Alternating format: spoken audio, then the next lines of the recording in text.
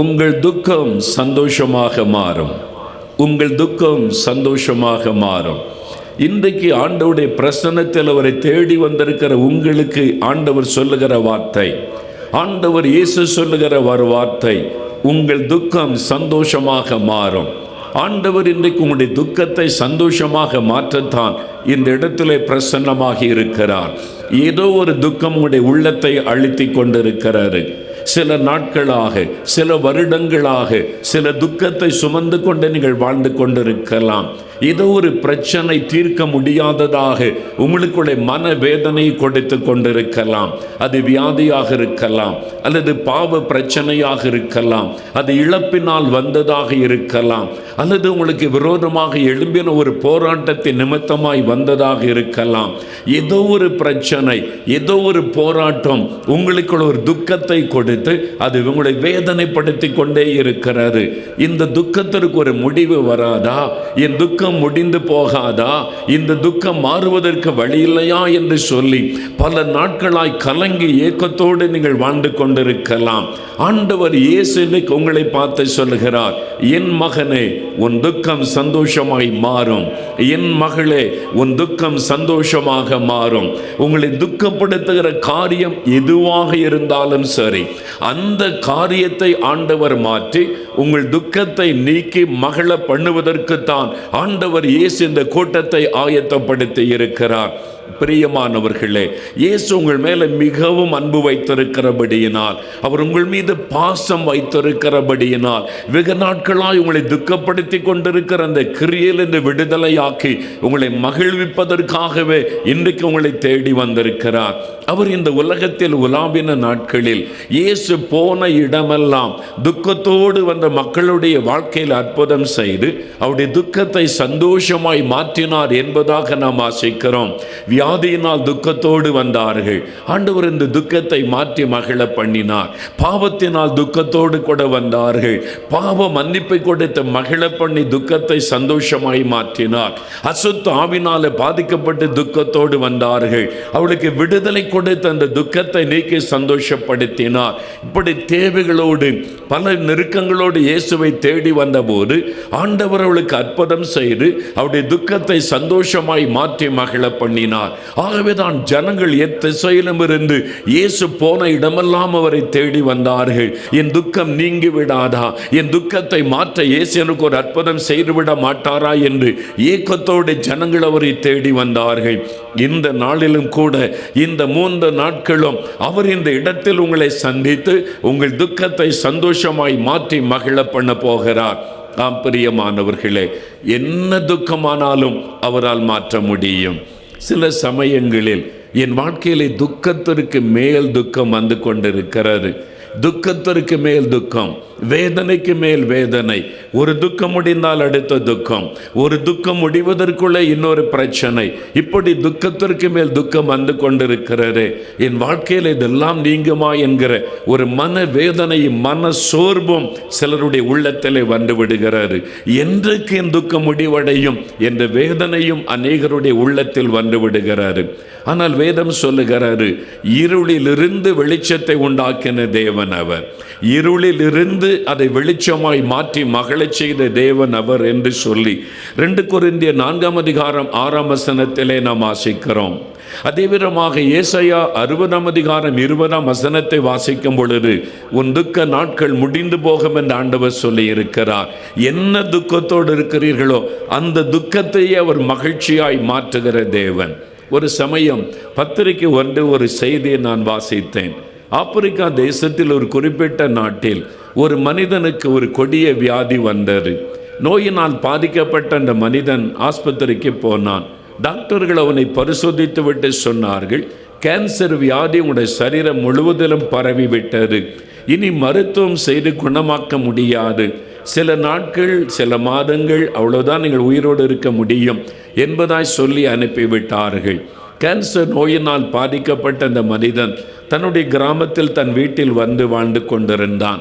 மரணத்தை அவன் எதிர்நோக்கி கொண்டிருந்தான். சுகமாக்குவதற்கு வழி இல்லை. இந்த வியாதியின் வேதனை ஒரு பக்கம், மரணம் தன்னை நெருங்கி கொண்டிருக்கிறது என்று மரணத்தை குறித்த ஒரு பயம் ஒரு பக்கம். அன்னை தினமும் ஒரு வேதனையோடு தூங்க முடியாதபடி, சந்தோஷமாய் சாப்பிட முடியாதபடி ஒரு மனவேதனையோடு கூட நடந்து கொண்டிருந்தான். அந்த கிராமமே அவனை குறித்து அறிந்திருந்தது. பாவம், இந்த மனிதன் இந்த இப்படிப்பட்ட ஒரு வேதனையில், மனவேதனையில், துக்கத்தோடு இருக்கிறான் என்று பரிதாபப்பட்டார்கள். ஒரு நாள் அவன் வயல்வெளிக்கு அவன் கடந்து சென்று திரும்ப வழியில் ஒரு கொடிய விஷத்தன்மை உள்ள பாம்பு அவனை தீண்டி விட்டது. அந்த பாம்பின் விஷம் ரொம்ப கொடூரமானது. பயங்கர விஷத்தன்மை உள்ள பாம்பு அவனை கடித்து விட்டது. அவன் மயங்கி விழுந்தான். ஆஸ்பத்திரிக்கு அவனை கொண்டு போனார்கள். அவனை பரிசோதித்த மருத்துவர்கள் சொன்னார்கள், இந்த பாம்பினுடைய விஷம் ரொம்ப கொடூரமானது, சில மணி நேரத்தில் அவன் மரித்து விடுவான், இனிமேல் அவனை காப்பாற்ற முடியாதென்று சொல்லிவிட்டார்கள். ஊர் மக்கள் எண்ணினார்கள், பாவம் இந்த மனிதன், துக்கத்திற்கு மேல் துக்கம் அவனுக்கு. ஒரு பக்கம் வியாதியினால் அவன் மரித்து கொண்டிருக்கிறான், ஏற்கனவே அந்த கொடிய நோய் வந்ததினால் அவன் செத்து கொண்டிருக்கிறான். அந்த துக்கமே அவனுக்கு நீங்கவில்லை. மறுபடியும் இப்படி ஒரு துக்கம், துக்கத்திற்கு மேல் துக்கம், வேதனைக்கு மேல் வேதனை என்று அந்த மனிதனுக்காக பரிதாபப்பட்டார்கள். அவனுடைய மரணத்தை எல்லாரும் எதிர்நோக்கி காத்திருந்த சமயம், சில மணி நேரங்கள் கழித்து அவன் நல்ல ஒரு சுகத்தோடு எளிமை உட்கார்ந்து பேச ஆரம்பித்தான். அவனுடைய சரீரத்தில் உண்டான மாற்றம், அவன் ஆரோக்கியத்தோடு பேசுவதை கண்டு, இந்த பாம்பினுடைய விஷம் என்ன ஆயிற்று, இந்த மகன் மரித்து போயிருப்பான் அல்லவா என்று எண்ணினோம் என்று மருத்துவர்கள் மறுபடியும் அவனை பரிசோதித்து பார்த்தார்கள். ஒரு ஆச்சரியத்தை கண்டுபிடித்தார்கள். அவனுடைய சரீரத்தில் இருந்த கேன்சர் வியாதி மறைந்திருந்தது. என்ன காரியம் என்று ஆராய்ச்சி பண்ணி பார்த்த பொழுது, அந்த பாம்பினுடைய கொடிய விஷம் கேன்சர் வியாதி கிருமிகளை அழிக்கக்கூடிய வல்லமை உள்ளதாக இருந்திருக்கிறது. ஆகவே அந்த விஷம் அவனுடைய சரீரத்தில் இருந்த அந்த நோய் கிருமிகளை அழித்து அவனுக்குள்ள ஒரு பூரண சுகம் உண்டாகி நல்ல சுகத்தோடு கூட வாழும்படியாக ஆரம்பித்து விட்டான். அவனுடைய துக்கம் சந்தோஷமாய் மாறினர். துக்கத்திற்கு மேல் துக்கம் என்று கலங்கினான். ஆண்டவரோ அந்த துக்கத்தை சந்தோஷமாய் மாற பண்ணினார். பிரியமானவர்களே, இன்றைக்கு உங்கள் வாழ்க்கையிலே கூட இப்படி ஏதோ ஒரு துக்கத்தை சுமந்து கொண்டு இதற்கு ஒரு முடிவு உண்டா என்று எண்ணி வந்திருக்கலாம். இயேசு உங்களுக்கு வாக்கு கொடுக்கிறார், உங்கள் துக்கம் சந்தோஷமாய் மாறும். இன்றைக்கு என்ன துக்கத்தை சுமந்து கொண்டு வந்திருக்கிறீர்களோ அந்த துக்கம் சந்தோஷமாய் மாறும். இந்த இடத்தை விட்டு நீங்கள் செல்லும் பொழுது சந்தோஷமாய் செல்லுவீர்கள். இங்கே துக்கத்தோடு நீங்கள் வந்தீர்கள், போகும் பொழுது சந்தோஷமாய் செல்லுவீர்கள். நீங்கள் துக்கத்தோடு ஆண்டவருடைய பிரசன்னத்தில் வந்திருக்கிறீர்கள், இந்த கூட்டம் முடிந்து செல்லும் பொழுது மகிழ்ச்சியோடு செல்லுவீர்கள். காரணம், இயேசு உங்களை சந்திக்க வந்திருக்கிறார். இயேசு உங்களுடைய துக்கத்தை மாற்ற வந்திருக்கிறார். இயேசு உங்களுக்கு ஒரு அற்புதம் செய்ய இந்த இடத்தில் வந்திருக்கிறார். அவர் இங்கே உலாவுகிறார் என்பதை விசுவாசியுங்கள். அவருடைய பிரசன்னம் இந்த இடத்தில் இருக்கிறது என்பதை விசுவாசியுங்கள். இன்றைக்கு நீங்கள் அற்புதங்களை காண்பீர்கள். மனிதனுடைய வாழ்க்கையில் துக்கத்தை கொண்டு வரக்கூடிய காரியங்கள் என்ன? ஆண்டவர் எப்படி அந்த துக்கத்தை சந்தோஷமாய் மாற்றுகிறார்? வேதத்திலிருந்து தியானித்து நாம் ஜெபிக்க போகிறோம். யோபு 14ஆம் அதிகாரம் 22வது வசனத்தை வாசிக்க கேட்போம். யோபு 14ஆம் அதிகாரம் 22வது வசனம். அவன் மாம்சம் அவனில் இருக்கும் அளவும் அதற்கு நோவிருக்கும், அவன் ஆத்துமா அவனுக்குள் இருக்கும் மட்டும் அதற்கு துக்கம் உண்டு என்றான். ஒரு மனிதனுடைய சரீரம் நோயினால் பாதிக்கப்படும் பொழுது அவனுடைய ஆத்மாவில் ஒரு துக்கம் உண்டாகிறது. சரீரத்தில், இந்த மாம்சத்தில், இந்த மாம்ச சரீரத்தில் ஒரு வியாதி உண்டாகும் போது அவனுடைய ஆத்மாவில் ஒரு துக்கம் உண்டாகிறது. சரீரம் நோயினால் பாதிக்கப்பட்ட அந்த வேதனை ஒரு பக்கம், அதனால் உண்டாகிற துக்கம் மனிதனுடைய உள்ளத்தை பாதிக்கிறது. யோபு என்கிற மனிதன் தெய்வ பக்தி உள்ள ஒரு மனிதன். அந்த மனிதனுடைய வாழ்க்கையில் ஒரு பெரிய போராட்டம் வருகிறது. பொருளாதார பிசாசு அவனுக்கு விரோதமாய் எழும்பி தேவனுக்கு முன்பாக நின்று அவன் சவால் விட்டபடியினால் ஆண்டவர் அவனுடைய வாழ்க்கையிலே சில நோய்கள், வேதனைகளை அனுமதிக்கிறார் என்று வேதம் சொல்லுகிறார். யோபு 2ஆம் அதிகாரம் 7ஆம் வசனத்தை வாசிக்கும் பொழுது, சாத்தான் வந்து அவருடைய உள்ளங்கால் தொடங்கி உச்சந்தலை வரைக்கும் கொடிய பருக்களால் அவரை வாதித்தான் என்பதாக வேதம் சொல்லுகிறார். கொடிய பருக்கள் அவருடைய சரீரத்தில் தோன்றினர். யோபுடைய சரீரத்தில் காணப்பட்ட கொடிய பருக்கள், சருமத்தில் உண்டான அந்த பொருளாத வியாதி அவருடைய சரீரம் முழுவதும் பாதிக்கப்பட்டிருந்தார். அதனால் என்ன பாதிப்பு உண்டாயிற்று? யோபு 7ஆம் அதிகாரம் 5ஆம் வசனத்தை வாசிக்கும் பொழுது அங்கு எழுதப்பட்டிருக்கிறது, என் மாம்சம் பூச்சிகளினாலும் அடை பற்றின புழுதியினாலும் மூடப்பட்டிருக்கிறது, என் தோல் வெடித்து அருவருப்பாயிற்று. அவர் சொல்லுகிறார், என் தோல் வெடித்து அருவருப்பாயிற்று. யோபுடைய தோலெல்லாம் வெடித்து வெடித்து அதிலிருந்து இரத்தமும் சலமும் வந்து அருவருப்பாய் காணப்படுகிறது. அவரால் உடை உடுத்திக் கொள்ள முடியவில்லை.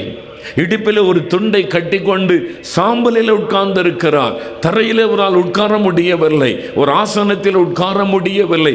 சாம்பலை கொட்டி அதன் மேல் உட்கார்ந்திருக்கிறார். அந்த அளவிற்கு அவருடைய சரீரம் முழுவதிலும் அது வெடித்து அதன் மூலமாக இரத்தமும் சலமும் வந்து அந்த சரும நோயினால் அவர் பாதிக்கப்பட்டு கஷ்டப்படுகிறார். மிகுந்த ஒரு வேதனை, அந்த சரீரத்தில் உண்டான வியாதியினால் வந்த ஒரு வேதனை. ஒரு சமய மலேசியா தேசத்திற்கு நான் ஊழியத்திற்கு சென்றிருந்தேன்.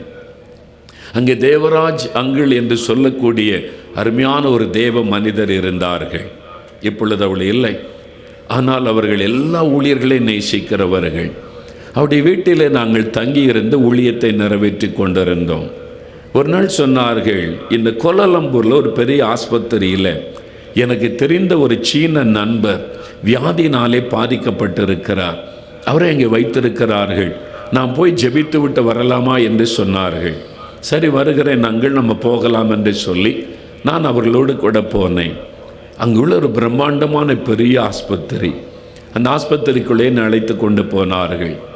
கடைசியில் இந்த அறைக்குள்ளே நாங்கள் போனபோது ஒரு சீன மனிதர் இடுப்பில் ஒரே ஒரு துணியை கட்டி கொண்டு அந்த படுக்கையில் உட்கார்ந்திருப்பதை நான் பார்த்தேன்.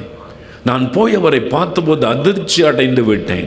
அதற்கு முன்பு அப்படிப்பட்ட ஒரு வியாதியஸ்தரை நான் கண்டது இல்லை. அப்படி ஒரு நோயினால் பாதிக்கப்பட்டவரை நான் கண்டது இல்லை. இடுப்பில் ஒரு துணியை கட்டி இருக்கிறார், வேதனையோடு அவர் உட்கார்ந்திருக்கிறார். அவருடைய தலையிலிருந்து அவருடைய உடம்பு முழுவதிலும் வெடித்து வெடித்து இரத்தமும் சலமும் வந்திருக்கிறது. தலையிலே கூட நம்முடைய சரீரம் முழுவதிலுமே அப்படியே அவருடைய தோல் வெடித்து இரத்தமும் சலமும் வந்திருக்கிறதை நான் பார்த்தேன். நான் அதிர்ந்து போனேன்.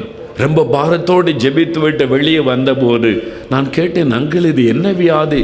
நான் இது மாதிரி எங்கும் பார்த்ததில்லை என்று கேட்டேன். அவர்கள் சொன்னார்கள், இதுதான் யோபுக்கு வந்த வியாதி. யோபு இப்படித்தான் கஷ்டப்பட்டார். வேதத்தில் எழுதப்பட்டிருக்கிறது. அதைத்தான் யோபு 7:5 நாம் வாசிக்கிறோம், என் தோல் வெடித்து அருவருப்பாயிற்று. எவ்வளவு பெரிய வேதனை பாருங்கள். அவருடைய ஆத்மாவில் எவ்வளவு பெரிய துக்கம். எனக்கு ஏன் இப்படி ஒரு வியாதி வந்துவிட்டது என்று ஒரு மனவேதனை. அவருடைய சரீரம் எல்லாம் அப்படியே வெடித்து, அவருடைய சர்மம் எல்லாம் வெடித்து துக்கத்தோடு உட்கார்ந்து இருக்கிறார். வேதனை அவருடைய சரீரத்தை வாதிக்கிறது. 4ஆம் வசனத்தில் அவர் சொல்லுகிறார், நான் படுத்துக் கொள்ளுகிற போது எப்பொழுது எழுந்திருப்பேன், ராக்காலம் எப்பொழுது முடியும் என்று சொல்லி கிழக்கு வெளுக்கு மட்டும் அரண்டு பொருளுகிறதினால் போதுமென்று ஆகிவிடுகிறது. இரவெல்லாம் தூங்க முடியவில்லை. எப்பொழுது விடியும், எப்பொழுது விடியற் காலம் வரும்? இரவெல்லாம் தூங்க முடியவில்லை. அந்த வியாதியின் வேதனை நிமித்தமாக அரண்டு புரண்டு படுத்தாலும் தூக்கம் வரவில்லை. அந்த வேதனை அவருடைய மனதை பாதித்து அவருக்குள்ளே மிகப்பெரிய துக்கத்தை கொடுத்திருக்கிறது. அந்த வியாதியினால் உண்டான ஒரு துக்கம். இன்றைக்கு உங்கள் வாழ்க்கையில் பிள்ளைகள் வியாதிப்பட்டிருக்கலாம், கணவர் வியாதிப்பட்டிருக்கலாம், மனைவி வியாதிப்பட்டிருக்கலாம், உங்களுக்கு பிரியமான யாரோ ஒருவர் வியாதிப்பட்டபடியினால் ஒரு மனவேதனையோடு துக்கத்தோடு இந்த இடத்தில் வந்திருக்கலாம். இந்த துக்கத்திற்கு முடிவு உண்டா? இந்த துக்கத்தை ஆண்டவர் மாற்றுவாரா என்று வந்திருக்கலாம். அன்றைக்கு யோபின் துக்கத்தை மாற்றும்படி ஆண்டவர் ஒரு அற்புதம் செய்தார். யோபின் சிறையிருப்பை ஆண்டவர் மாற்றினார். ஒரு புதிய சரீரத்தை ஆண்டவர் கொடுத்தார். அந்த நோய்க்கு ஒரு முடிவை ஆண்டவர் உண்டாக்கினார். அதே ஆண்டவர் எனக்கு அற்புதம் செய்கிறவர், எங்கள் குடும்பத்தின் துக்கத்தை மாற்றினவர் இன்றைக்கு உங்களுக்கு ஒரு அற்புதம் செய்வார். இன்றைக்கு உங்கள் துக்கத்தை மாற்றுவார். அவர் இங்குதான் உங்களை சந்திக்க வந்திருக்கிறார். என்னை சந்திக்க எங்கள் வீட்டுக்கு வந்த இயேசு உங்களை சந்திக்க இந்த மைதானத்துக்குள் வந்திருக்கிறார். உங்களுடைய துக்கத்தை அவர் மாற்றுவார். நீங்க விசுவாசிக்கணும், விசுவாசத்தோடு அவரை தேடணும். இன்றைக்கு உங்களுடைய சரீரத்தில் என்ன வியாதி? தூங்க முடியல, இருக்க முடியல, மனவேதனை. ஆண்டவர் உங்களுடைய துக்கத்தை மாற்ற ஒரு அற்புதம் செய்வார். அவரை விசுவாசியுங்கள். இயேசு என்கிற அந்த ஆண்டவரை விசுவாசியுங்கள். அவர் உங்களுக்காக தன்னை சிலுவையிலே பலியாய் கொடுத்தவர். உங்களுடைய நோய்களையும் பாவங்களையும் சிலுவையிலே சுமந்தவர். அவரால் உங்களுடைய நோய்களை குணமாக்கி உங்கள் துக்கத்தை சந்தோஷமாய் மாற்ற முடியும்.